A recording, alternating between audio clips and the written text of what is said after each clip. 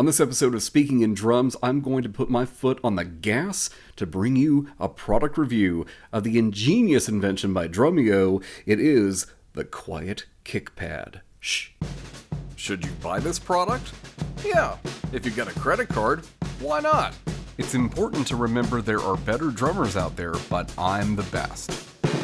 So after purchasing this product, I've decided that I've wanted to do a video for you where we see how this is packaged, get it out of the box, go through all of the specs, take it for a test drive, and then I'm going to come back and talk to you about some problems that I have found with this product, for me anyways, that may not apply to everybody else, but just something that I want to be nitpicky about because I've had so many problems just finding a good kick pad to use. Now, the first thing I want to talk about is Drumeo's customer service. It is superb, excellent.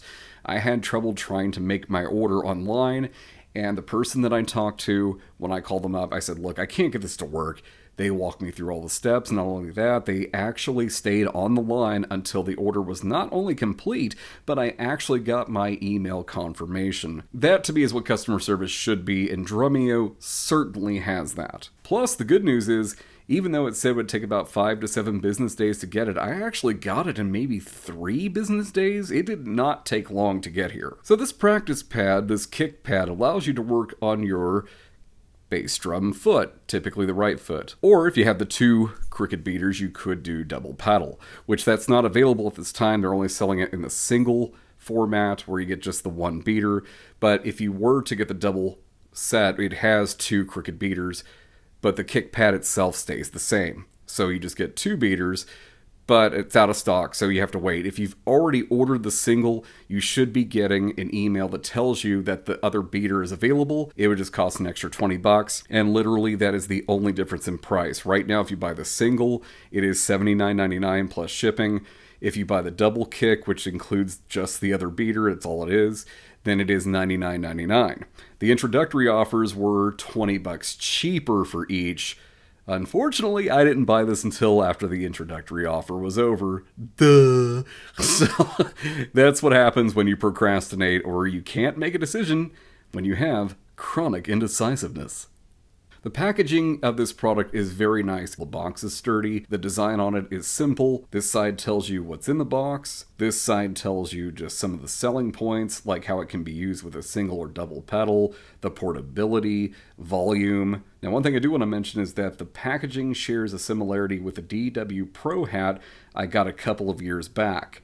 No instructions, no indication of how to assemble and use properly, no troubleshooting, no customer service contact, and this pick here on the box, definitely misleading, but we're going to come back to that later in the video. The contents of the box, now that I've got it out of here, you're going to see that this is compact, lightweight, portable, simple design, does what the advertisement says it will do, not what the picture says it will do. Now that we have all the items out of the box, let's take a look at each thing that's included with this. First, we have the QuietKick pedal attachment. It's very thin, small, it's lightweight, it's portable. It does have Velcro attachments on top, as you can see here. This allows you to put the different pads on here that do come with the product. Now, the next thing we're going to talk about is item 2, the reverse angle beater. This is the big selling point. This allows you to play with any pedal. You hook it up and you can strike the pads. Next, we have the long-lasting strike pad. This is something that's a little bit louder, it's thicker, it's more durable, it's not as flexible, but it's for heavier playing. The other 2 pads, which are the last thing we're going to talk about, ultra quiet strike pads. These pads are softer, flexible, not as durable, but they are quieter. Now, all 3 pads have the same backing on them, as you see, that attaches to the Velcro on the base plate, allowing you to change them as needed. The spurs do come with the product, but they're separate from the base plate. So what you have to do is put them in, as you can see here, the holes. You have to screw in the spurs right there and get them set up. This does come with a rubber pad that's already attached here for your clamp. I wish this was a little bit thicker, maybe even twice as thick, because it's very thin as the actual plate itself. The problem I keep running into with the Iron Cobra specifically is that if I put it on the correct set there of lips, it doesn't actually tighten down correctly. I also have tried this with 3 different pedals, 2 of which you're going to see in this demonstration coming up. As you see there, it's on the Iron Cobra, but I have it propped up on the shorter lips just to get the angle correct for the beater to hit flush with the pad. Since we have gone through the product, we've taken it out of the box, we've talked about everything, we're going to do the test drive, and we're going to talk about several things that are problematic with the product.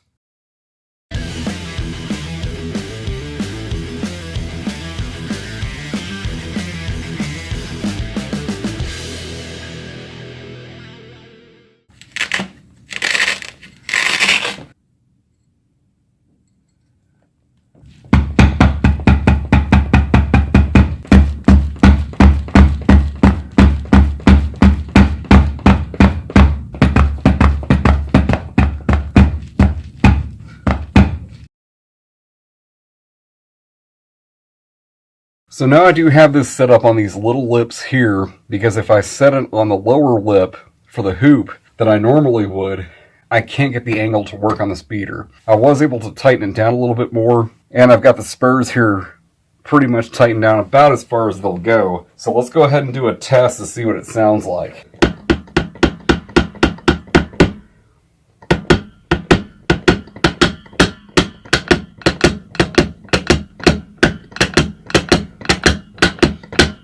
That's playing flat-footed.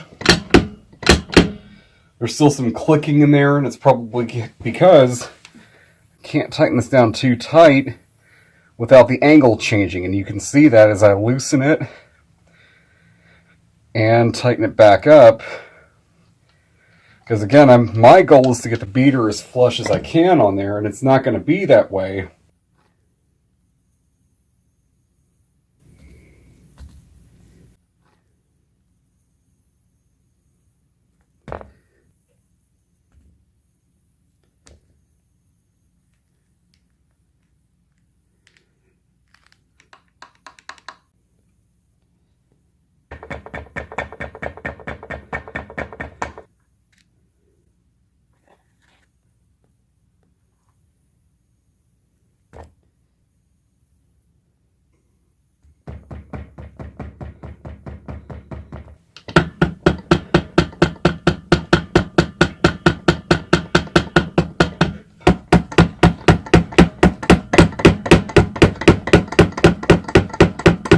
Now, some of the clicking you're going to hear is going to be from the pedal itself, so let's swap to the DW.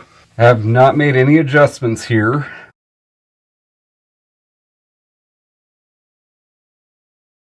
And if you go by what's on the picture, this is how it would look. Yeah, that's not going to work, so make sure you swap out your beater here.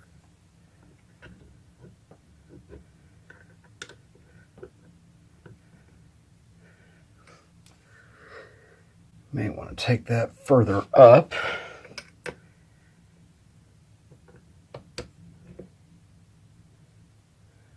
Flat-footed.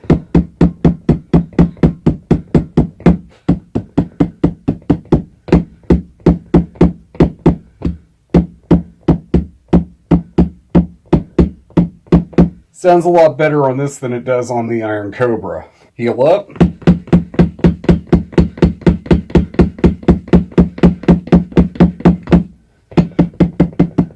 Heel down.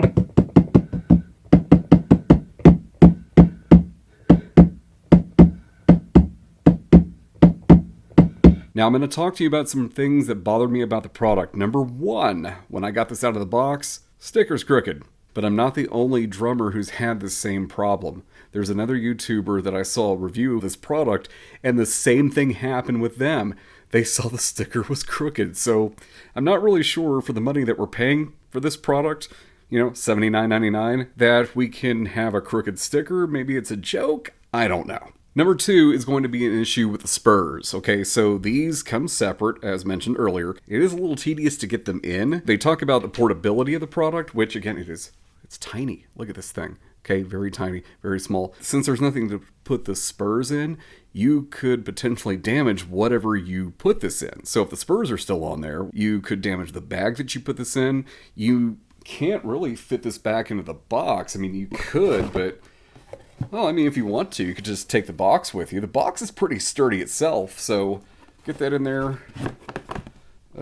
Sort of. How did they get it? How did I get it out of here? It came in this box almost like, oh, it didn't have the pad on it. That's why I've got the pad on it still. So that's why I'm having so much trouble getting this in here. So you don't want the pad on there. The other thing too that I just discovered, and I don't know if you can see this or not, but trying to put the spur back in into these holes is some blue paint coming off of my fingers. Not cool. I'm not testing out Vader grip tape. This is a kick pad, for crying out loud. So you gotta put these things in here. I don't know if you can even see me doing this. Okay, well, I'll do it this way. So of course you get these in here, you know, and of course they're gonna stick out of the bottom. So you're gonna have that much of a tooth sticking out. The other part about this that troubles me with this product was to be able to crank this down so that when I have my pedal on there, I don't have to worry about this thing jiggling around and making noises like the crappy Gibraltar pad that I have. See, I just lost the spring. Son of a bitch. Well, anyways, I'll have to go look for that later. Hang on. Found it.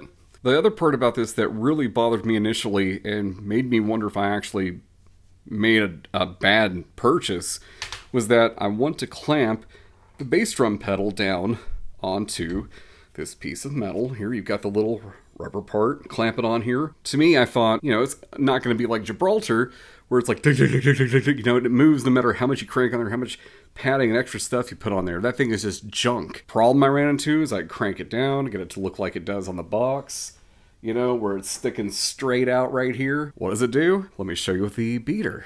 It does this. You've got this nice wide beater here that when you crank that thing on there and put, of course, doing the positioning correct on your pedal, unlike in the picture, it doesn't hit all the way. It hits just right on the edge of the beater to the pad, which we don't want. It should be flush. It should come down right on it all the way. It doesn't do that. Not good. So what I've had to do is finagle the angle of this to not be perfectly straight, but to be kind of down, and then tighten the clamp on here just enough so this thing doesn't shake and hold it in place. So I can't get it to be perfectly flat like it's on the box, like I want it.